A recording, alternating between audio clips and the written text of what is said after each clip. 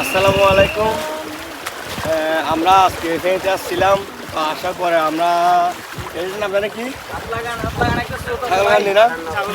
ছাগলনাইয়াতে আসতেছিলাম। তখন মানে আমাদের সাথে বোট ছিল না, আমাদের কাছে পর্যাপ্ত পরিমাণে খাবার ছিল, মানে ট্রাকের মতো খাবার ছিল। আমরা খাবার নেওয়ার জন্য আমাদের বোট দরকার ছিল। বাট আমরা আসার সময় যখন সেনাবাহিনীকে দেখছিলাম, তাদের কাছে পর্যাপ্ত পরিমাণে 4টা বোট এক্সট্রা পড়েছিল। তাদেরকে আমরা যখন বলি যে আমাদেরকে বোট দেওয়ার কথা, তো তারা বলছিল যে আমরা ওইখানে গেলে নাকি বোট পাবো।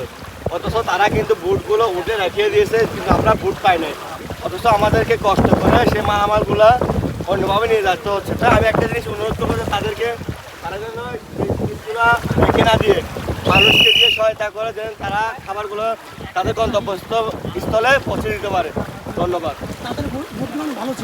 হ্যাঁ, ওদের বুটগুলো সম্পূর্ণ নতুন ছিল। একটা গাড়িতে 2টা 3টা করে